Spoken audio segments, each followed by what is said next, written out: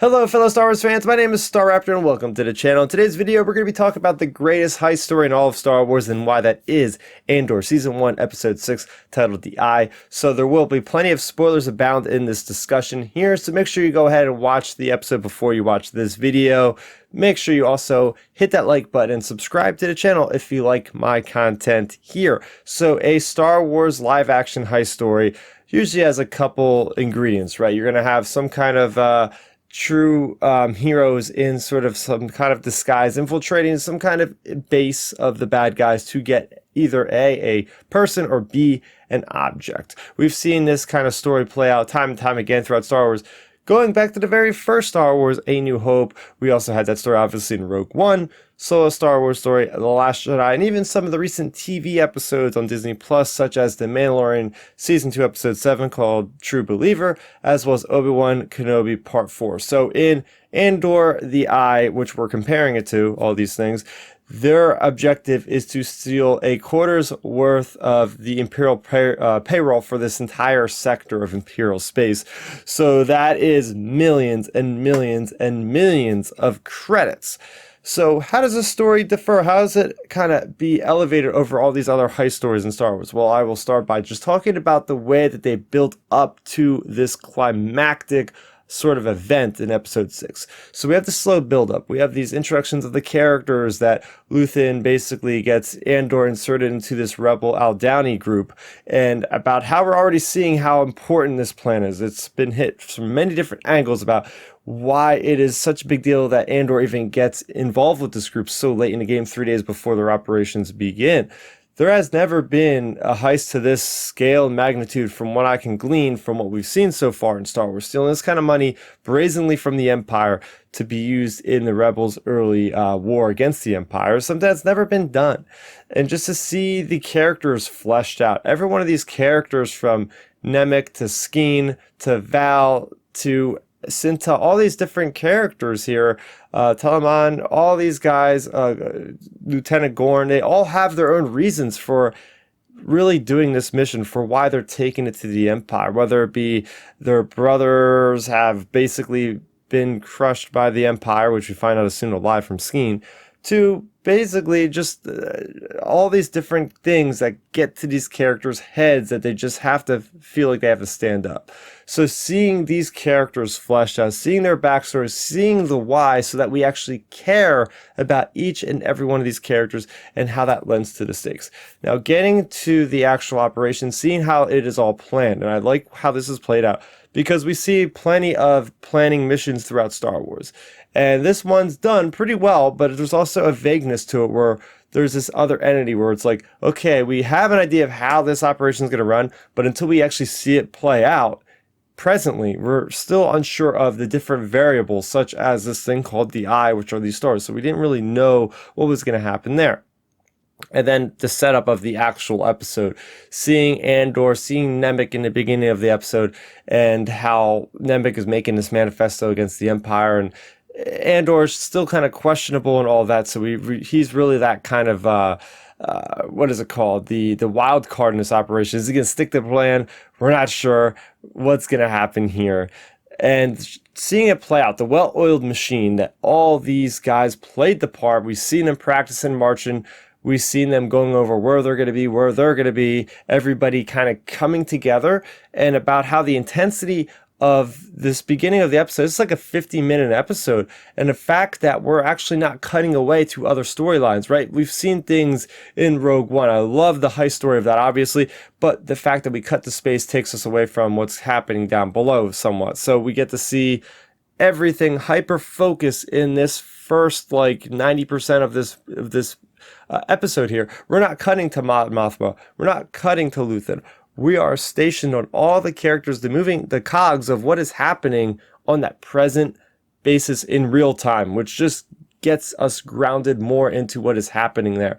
The fact that the rebels actually get hostages with this imperial commandant and his wife and his child are held at gunpoint and kind of like something put over their mouth. Like, this is something we haven't seen the Rebels do before. Yes, we know that Rogue One and its prequel, which is the Andor series, are capable of doing some questionable things for the Rebels. We've seen Cassian kill people at this point, But to see this so visceral, to see like, oh my gosh, the rebels are actually holding these people hostage, like, you know, we haven't seen things like Luke Skywalker or Han Solo doing that, for instance. This is something new.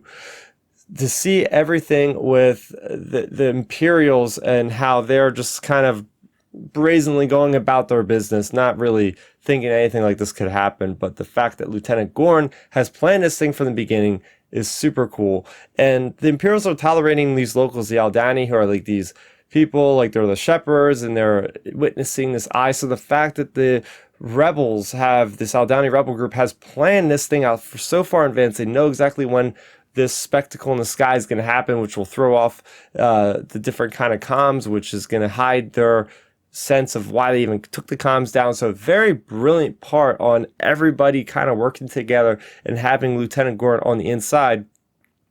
The intensity of the whole gunfight and how, you know, of course something's going to go wrong, right? Something's going to go wrong and the stakes are heightened because then Talaman, or whatever that guy's name is, the ex-stormtrooper, is shot dead.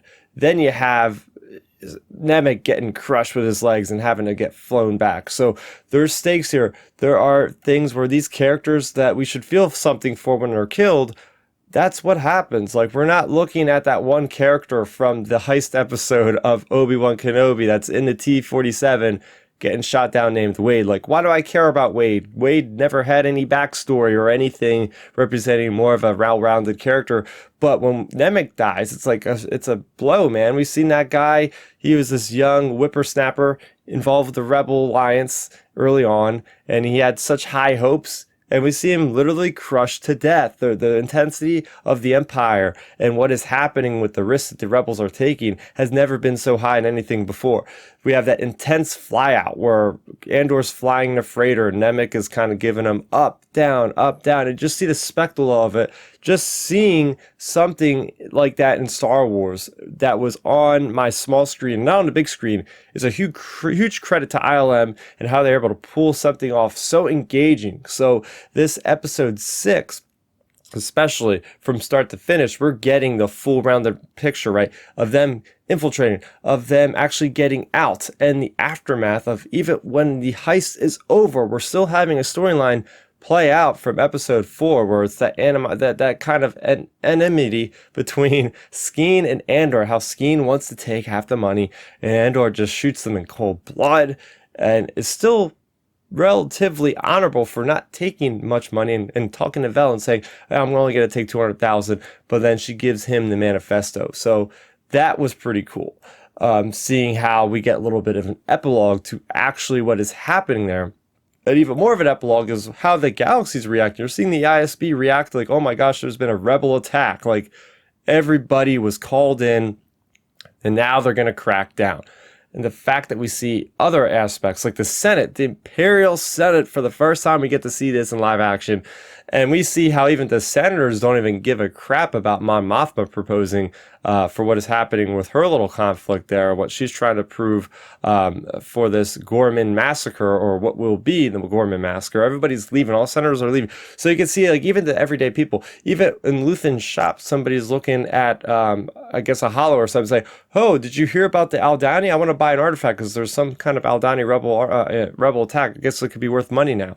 Like, even the everyday passerbys are knowing about the overall scope of this first real significance of a rebel attack. And this is going to be huge for Luthen. We get to see his reaction of like, oh my gosh, it's actually happened. People are actually, you know, seeing how people can rise up, and this will be the first sparks of the rebellion. So long story short, as you can see, I think this is pretty much safe to say, for me, in my own opinion, that this is the best Star Wars heist.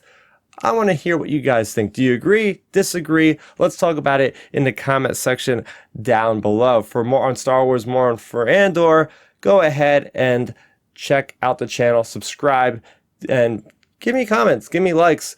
Tell me what you like about Andor. Are you enjoying it so far in general? Let's talk about that as well. So that's going to do it for me, Starrapter. Thank you so much for watching, and may the Force be with you always.